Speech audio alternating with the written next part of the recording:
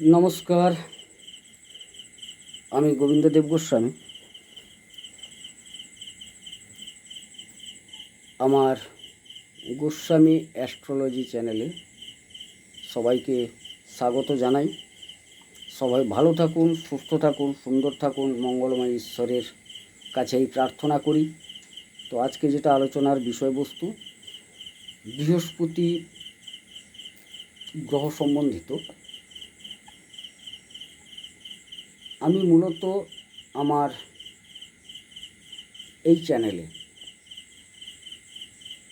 মানুষজনের জন্য বিভিন্ন রকম কবচ পাঠ করে থাকি। এর উদ্দেশ্য হচ্ছে যাদের জন্মছকে যে গ্রহগুলি খারাপ অবস্থায় থাকেন, সাধারণত মানুষজন সবাই তাদের প্রতিবিধান করে উঠতে পারেন না, তার বিবিধ কারণ আছে। তো সেই ক্ষেত্রে যাদের সামর্থ্য হচ্ছে না প্রতিবিধান করার, বা যারা সময় করে উঠতে পারছেন না, বিভিন্ন রকম গ্রহকে প্রশমিত সন্তুষ্ট করার জন্য যেসব শাস্ত্রীয় বিধান আছে, কবচ পাঠ, স্তোত্র পাঠ, বীজ পাঠ ইত্যাদি, দান ধ্যান, সেই ক্ষেত্রে আমি তাদের উদ্দেশ্যে বলবো, আপনারা যদি কিছুই করতে না পারেন, অন্তত যে গ্রহগুলি বা যে গ্রহটি আপনার ক্ষতিকারক, তার কবচ পাঠ, স্তোত্রপাঠ, বীজ পাঠ ইত্যাদিগুলো শ্রবণ করুন।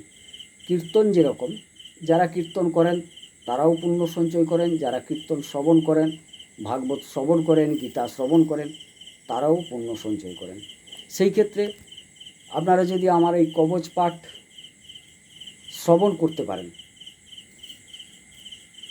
একটু ধীরস্থিরভাবে শান্ত মনে সময় বার করে সারাদিনে অন্তত দুবার যদি আপনারা কবচগুলো শুনতে পারেন,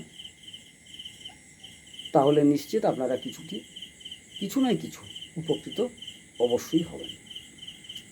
আমি ভিডিও দীর্ঘায়িত করব না। আজকের যে আলোচ্য বিষয় সেটা হচ্ছে কি, বৃহস্পতি যাদের খারাপ অবস্থায় আছেন, বৃহস্পতি শুভ গ্রহ, শুভ জায়গায় থাকলে শুভ ফল দেবেন, অশুভ জায়গায় থাকলে সব গ্রহই কিঞ্চিত হলেও, অশুভ না হলেও ততটা শুভ ফল দিতে পারেন না। সুতরাং বৃহস্পতির অবস্থান যদি আপনার হরস্কোপে খারাপ জায়গায় থাকে, অবশ্যই আপনাকে বৃহস্পতিকে সন্তুষ্ট করতে হবে। সেখানে বিভিন্ন প্রকারে সন্তুষ্ট করা যায়। কবচ পাঠ তার একটি মাধ্যম, কবচ ধারণ তার একটি মাধ্যম, বীজ পাঠ মাধ্যম, স্তোত্রপাঠ মাধ্যম, দান ধ্যান মাধ্যম, এগুলো হচ্ছে সন্তুষ্ট করার মাধ্যম। এবং কোনো সময় শক্তি প্রদান করতে হলে তারও বিভিন্ন মাধ্যম আছে। যাই হোক, আমি আজকে সন্তুষ্ট করার মাধ্যমের মধ্যে একটি হচ্ছে কবচ পাঠ বা কবচ শ্রবণ। যেটাই করুন উপকৃত হবেন। আমি আজকে বৃহস্পতি গ্রহের কবচ পাঠ করে আপনাদের শোনাচ্ছি। অথ বৃহস্পতি কবচম পার্বত্যোবাচ দেবদেব মহাদেব লোকানাং হিতকারক গুরোশ্চ কবচম দেব কৃপয়া মে প্রকাশয়। ঈশ্বর উবাচ শ্রীনুদেবী প্রবক্ষ্যামি কবচং ব্রহ্মরূপিণম যস্য প্রসাদাদ্দেবেশি সর্ববিদ্যানিধির্ভবেत् কবীনাং জ্ঞানজননং সাধূনাং সুখদায়কম অজ্ঞানাঞ্চ বুদ্ধিকরং ব্যাধিভীতিজরাপহম। অস্য শ্রীবৃহস্পতিকবচস্য আঙ্গিরসরি গায়ত্রী ছন্দো শ্রীবৃহস্পতির্দেবতা সর্বাভীষ্টসিদ্ধ্যর্থং জপে বিনিয়োগম। ওং কং খং গং ঘং ওং আং শিরঃ পাতু গুরুঃ সদা। ইং চং ছং জং ঝং ইয়ং ইং কণ্ঠং পাতু বৃহস্পতি। উং টং ঠং ডং ঢং নং উং নাভিং পাতু সদা গুরুঃ। এং তং থং দং ধং নং ঐং গুরুঃ পাতু দরং মম। ওং পং ফং বং ভং মং ওং পাতু পাদৌ বাচস্পতির্মম।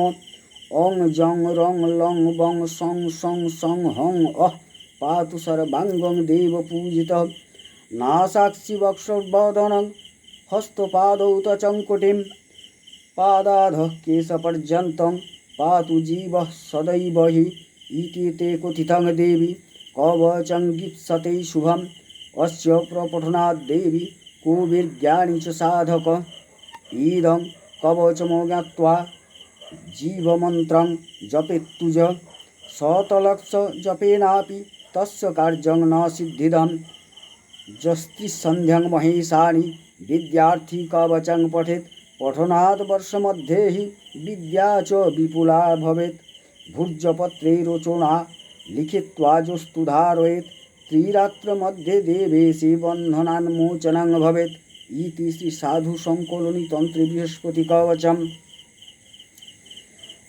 বৃহস্পতির কবচটি আপনাদের সামনে পাঠ করলাম, যদিও বৃহস্পতির এটি একটি কবচ, অন্যান্য কবচও আছে। যাই হোক, বৃহস্পতির কবচ পাঠ করলাম। যাদের বৃহস্পতির কবচ শোনার প্রয়োজন আছে অবশ্যই শুনবেন। তবে আমি মনে করি বৃহস্পতি এমন একটি গ্রহ প্রত্যেকেরই শোনার প্রয়োজন আছে। ভালো আরও ভালো হবে। যেখানে বৃহস্পতি খারাপ অবস্থায় আছেন তিনিও ভালো ফল প্রদান করবেন বা খারাপ ফলটাকে কম প্রদান করবেন। সেই জায়গায় বৃহস্পতির সহযোগিতা পাওয়া খুব প্রয়োজন জীবনে চলতে গেলে।